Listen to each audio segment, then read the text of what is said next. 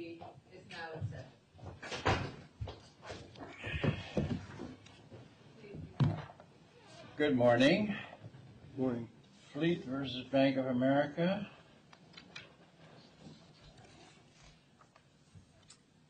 I need to put on my seeing eyes, unfortunately. Gee, none of us can understand that problem. Well, may it please the court, to avoid what one member of this distinguished bench has described as a criminal waste of space, I am going to try to keep my opening comments short, about 8 minutes, and then reserve the rest of my time for reply, if it's necessary, any questions the bench may have.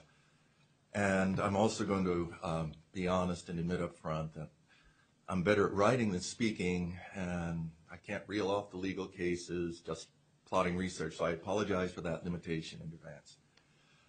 But with that in mind, this will be a discussion of the major points in our appeal, since as this is a de novo review of the demurrer action, the court will already be familiar with the details of its review of the first amended complaint of Fleet versus Bank of America, which is at the heart of this matter, and you know the details of our statement of facts, causes for relief, and specifically the legal citations which I did make in the objections to the demurrer. This case is about whether anyone can use knowingly deceptive and improper means to obtain whatever it is he, she, or it wants. Up till recently, in cases involving real land property, California courts gave preferences to title, tender, and the written word as the be-all and end-all of the matter. Well, why not? Courts place implicit trust in the banking institutions that fundamentally underwrite all mortgage and title-related transactions. But is the crux of the matter here. The past few years have seen the California judiciary begin to understand in its higher court rulings that the landscape of trust has changed due to deregulation and other innovations in the financial sector. The case being appealed is about Bank of America's many times and many faceted breaches of trust and propriety in obtaining possession of real land property, and about the lower court's failure to realize that it can no longer slide by on an unquestioned reliance on the banking industry.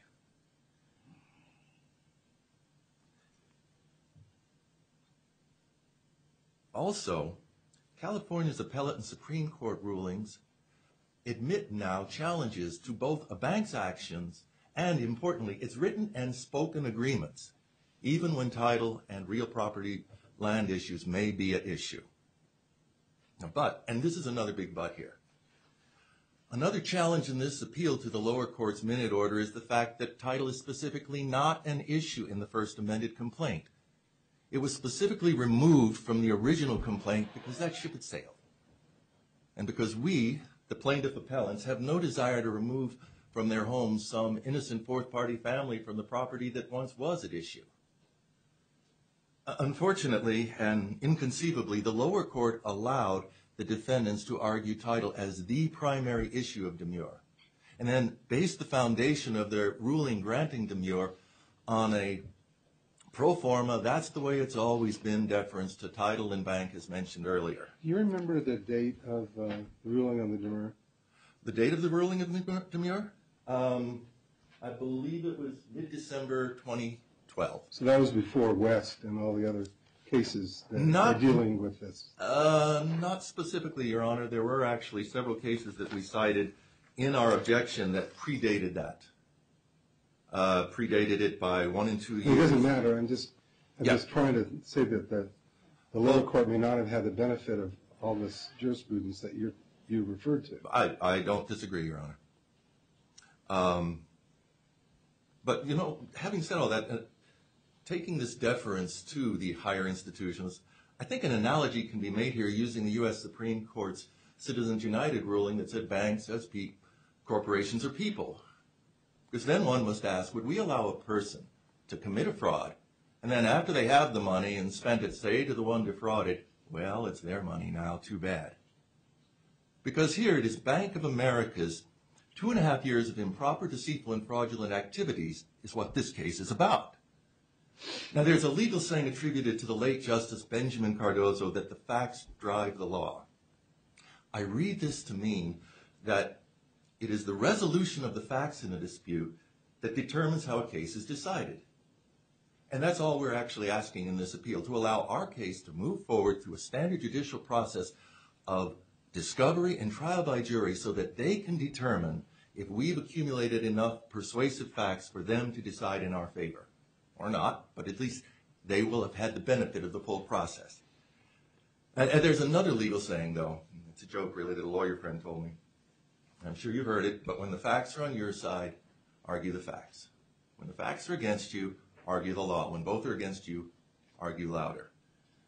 Unfortunately, a booming scattergun blast of unrelated facts and laws from Bank of America was allowed to stand unchallenged by the lower court, even though we oppose it in our opposition, while the simple and pertinent facts, as written and documented in our complaint, were ignored. And I don't know any other way to describe it, not when the minute order seems oblivious to what was actually written in the First Amended complaint. Oblivious to the point where it made actual misstatements of facts about the complaint. One example, that there actually are written agreements in the complaint, written and documented. Or, for example, Claim 8, when read, first sentence is clearly for accounting fraud, and not simply an accounting as the minute order describes it. Well, none of this should matter anyway, because as we noted several times in our objection to the demurrer motion, contrary to the reasoning in the lower court's minute order, there are several examples of case law that make clear that a demurrer admits the plaintiff's interpretation of a contract or agreement. If a contract or agreement set out in a complaint is ambiguous, written or oral, it is the plaintiff's interpretation, not the defendant's, that must be taken as correct when testing the sufficiency of a complaint. But this didn't happen. None of it. And let me summarize in reverse order the three main reasons why the lower court's minute order and judgment to dismiss should be overturned. 1, precedent and higher court rulings clearly describe how a demurrer motion should be adjudicated, and those guidelines were ignored. 2, the demurrer motion introduced issues and elements that were not put forth in the First Amended complaint. They were beside the point. And yet the lower court then conducted a de facto trial, making evidentiary rulings that were both premature and misstated, and apparently did not read the issues and documented facts raised by the First Amended complaint. Finally, current California higher court rulings provide clear guidelines on issues directly related to the amended claims, stated claims for relief. And the lower court also ignored those rulings, falling back instead on an unsubstantiated reliance on a banking industry propriety of trust that no longer exists. You mentioned, were they aware of the court, those hearings? Well, everybody in the general context knew there were big settlements being made. Several of the allegations we made simply reflected elements that were already in known settlements. So while certain rulings hadn't been made, the context existed. Well, we have to decide the case I agree, Your Honor. Today, not as it stood in 2012. So I don't think the question that Justice Feibel asked was to suggest that we, just because the trial court didn't have the benefit of those rulings, that we would disregard them. That's not the case. Yeah, no, this is well sounds correct. What I was trying to say is we have a different set of precedent than the trial court had, and we're going to rely on the precedent we have. That's not very just reassuring, not just what the trial court had. Thank you. Let me just summarize, and then I'm out of your way for a while. Because the bottom line is we believe that we did clearly state valid causes of action. We provided all the who, what, where, when, and hows of the elements. We actually labeled them elements. And we added more than enough indicative evidence to support them. And an objective de novo review of our First Amended complaint will reasonably conclude that the minute order and judgment to dismiss were issued incorrectly, and that to allow them to stand would perpetuate a miscarriage of justice by shielding the defendant's frauds and miscreant activities, allowing them to go unexamined by the judicial process, and depriving us of the opportunity to present the facts of the case to a trial jury. And I have no more prepared at this point, right. But if you'd like to ask questions or wait till if I do a reply. That's fine. You started out by stating that you didn't speak very well or words to that effect. You're very wrong. You did a very good job. I thank you. I'm scared to say those.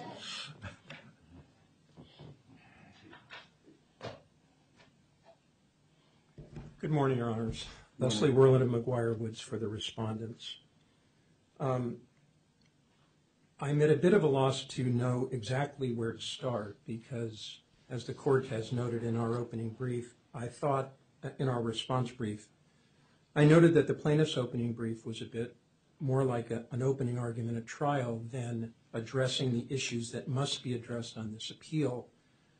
I feel the same about the comments that were made in the appellant's statement to this court. While I agree it was eloquent, I don't think it addressed any of the issues that the court has to address here. I understand the plaintiffs are in pro per.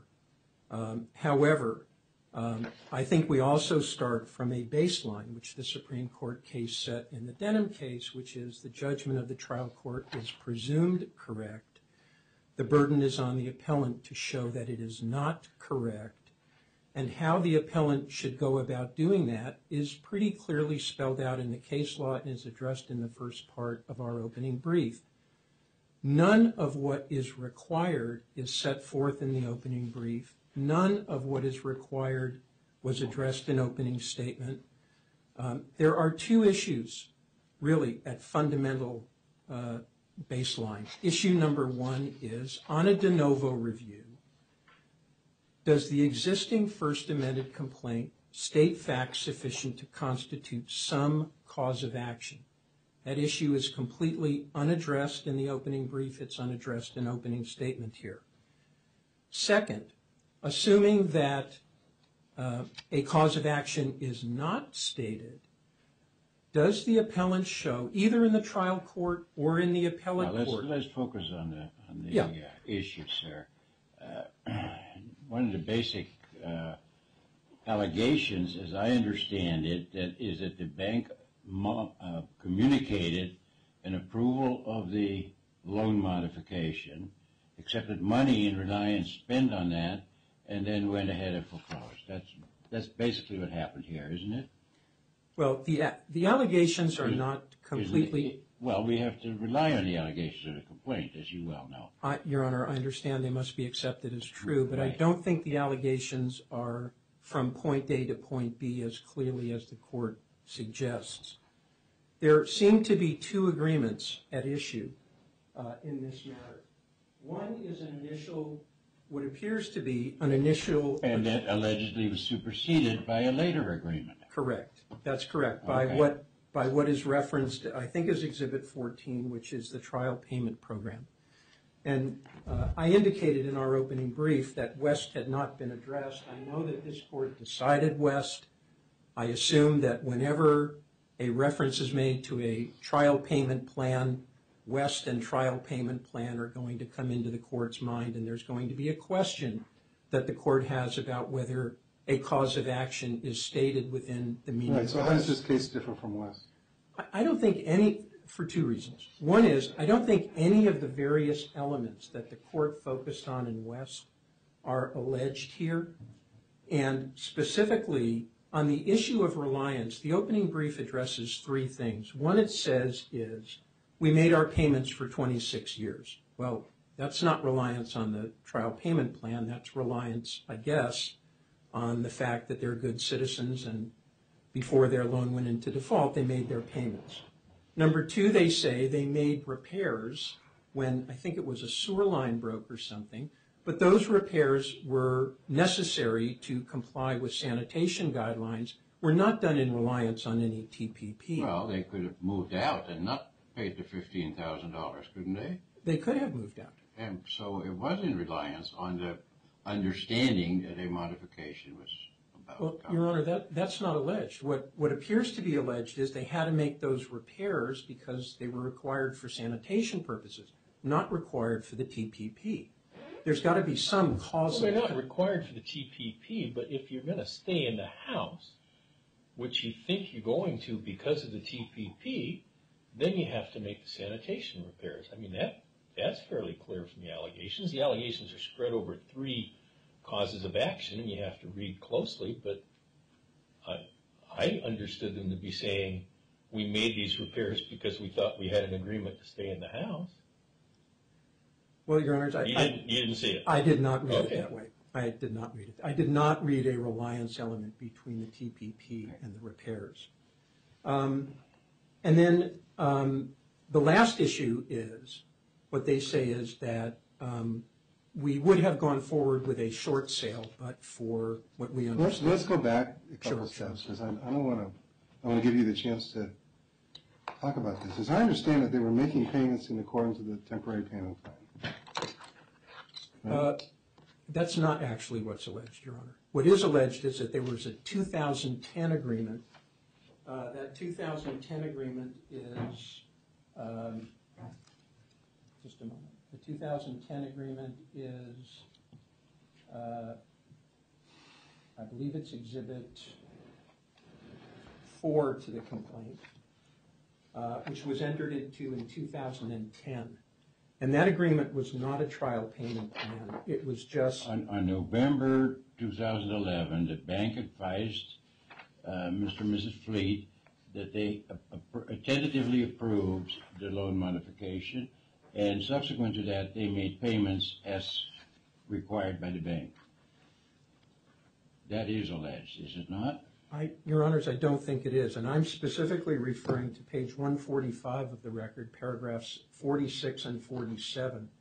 What I understand is alleged is that they made their payments pursuant to this 2010 agreement. Then the TPP pops up. That pops up in about November of 2011. And then you waited just exactly 2 months to sell the house in foreclosure. Yes. That was in January 2012. Yes. Yeah.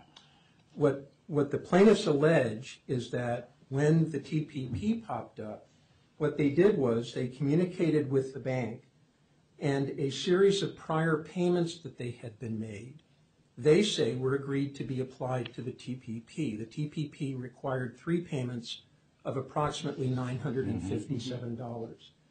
What they say they agreed with the bank was to apply the amount of $2,385.57. Again, that's alleged in page 145 of the record. They don't allege that they made any further payments, and the payments of $2,385 do not equal the total amount of payments required by the TPP. Well, that's because you sold the house before the time expired. Your Honors, I don't think so. 2 months.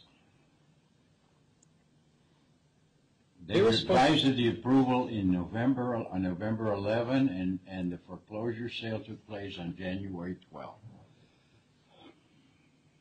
Again, Your Honors, I don't read the complaint that way, but if the court does, then obviously the court reads it differently than I do. I read that they had not made all of their payments, and in fact were short. So if the court is asking why does West not apply, I don't think West applies because I don't think there's the kind of reliance that was found in West.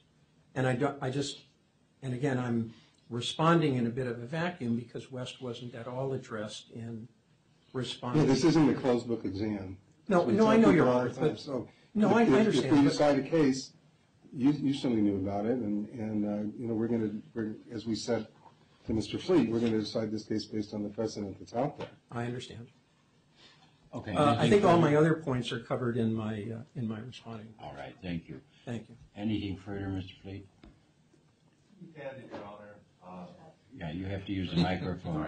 To be candid, Your Honor, you corrected most of the misstatements of facts, and I believe everything was addressed in our reply brief. All right. Yes, we had made a tender. It's not alleged. We had oral agreements, which were also confirmed, contract by implication, by memos that I wrote, and subsequent telephone conversations, which we documented. So I have nothing further to add, Your Honors. Thank you. The matter is submitted. Mr. Fleet, your brief is very well written. I won't speak to the quality of the legal analysis, but the writing is excellent. Despite your disclaimer, you're an accomplished public speaker. What do you do for a living? I earned most of my living as a writer. But in the course of that, I was a teacher for a few years, and Well, somebody taught you to kiss up to the judge too, which is no, something you usually learn in law school. Research, and I almost took out the reference to Justice Cardozo. Yeah, I was figuring, you were hitting all the bases. You got criminal waste of space with Justice Besworth, and you got Cardozo with me. I mean, But I put that you could have mentioned Brandeis. We would have I been wrote that home before run. I realized you were on it, Your Honor, and I almost took it out, but I thought it was such a beautiful No. quote. We're just curious. Oh, no. Thank you, counsel. Thank you all very much. Thank you. The matter is submitted.